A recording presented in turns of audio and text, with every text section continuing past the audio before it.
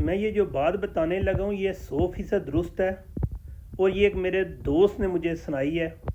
یہ مکالمہ ہے ڈپٹی سپرنٹینڈنٹ جیل اور عمران خان کا، اور جس دوست نے مجھے بتائی ہے نا، وہ بندہ جھوٹ نہیں بولتا، اس کی میں صاف گوئی کی میں گواہی بھی دیتا ہوں۔ وہ ڈپٹی سپرنٹینڈنٹ جیلر ایک شادی میں ساتھ جو ہے چارپائیاں تھی،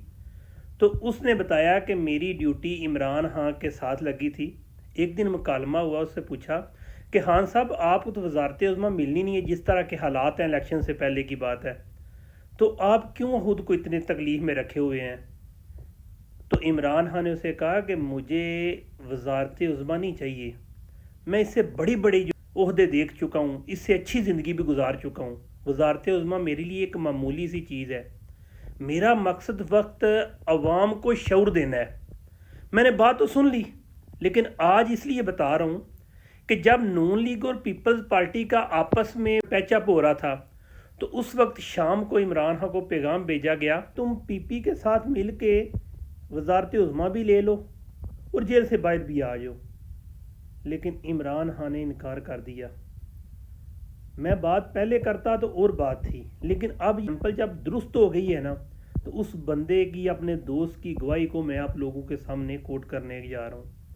مزید اس ڈپٹی سپرنٹینڈنٹ جیل نے بتایا ہے کہ جب وہ عمران خان عدالت میں جو جیل کے اندر تھی پیش ہونے جاتا تھا، تو اس نے بتایا کہ میں نے اپنی آنکھوں سے دیکھا ہے کہ بڑے بڑے جو جج اس کے خلاف فیصلہ دینے والے ہیں، اس کے عمران خان کے رعب کی وجہ سے کانپتے تھے۔ بات کانپنے کی نہیں ہے کہ وہ ایک سنگل پرسی کا بندہ ہے کہ ایکسرسائز ہے، 80 سال کا ایک بوڑھا بندہ ہے، بس یہ ہے کہ جس بندے کی نیت صاف ہو نا، اس بندے سے ویسے ہی بزدل بندہ یا بد کردار ہو گیا یا کرپٹ بندہ ڈرتا ہے۔ خود کو عمران خان کی شخصیت سے کوٹ نہ کرو، خود کو اس طرح سے بنانے کی کوشش کرو۔ جب آپ لوگ بھی صاف گو ہوں گے، اپنے لیے نہیں، اپنے لوگوں کے ارد گرد لوگوں کے لیے، اپنی قوم کے حق کے لیے نکلو گے، تو آپ سے بھی لوگ ڈریں گے، بے شک جتنے بڑے افسر ہیں۔ اور میں یہ بات عمران خان سے نہیں کہہ رہا، میں نے اور بھی لوگ دیکھے ہیں، کچھ میرے ایکسپیرینس ہیں پرسنل، کہ جو بندہ سچا ہوتا ہے نا، اس کا رعب اتنا ہوتا ہے کہ اس سے دنیا ڈرتی ہے، اور ہمیشہ ڈرتا وہ ہے جو کہ گناہ گار، کرپٹ یا پھر بے ایمان ہو۔ خود کو عمران خان جیسا بناؤ۔ یہ نہیں ہے کہ عمران خان نے اگر زندگی اپنی جو ہے عیش و عشرت سے گزاری ہے، ایک پلے بوائے رہا ہے،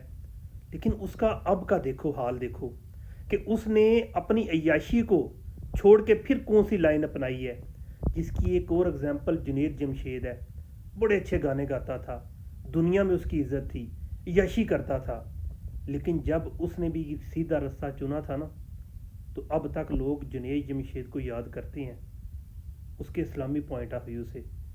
گانے کے لیے تو سنگر آتے رہتے ہیں، جاتے رہتے ہیں، لیکن وہ لوگوں کے دلوں میں بس چکا ہے۔ اس کی وجہ کہ اس نے نیک رستہ چنا تھا۔ عمران خان، جنید جمشید نہیں، اور بھی آپ کو بہت سی اگزامپل ملیں گی۔ خود کو بدلو۔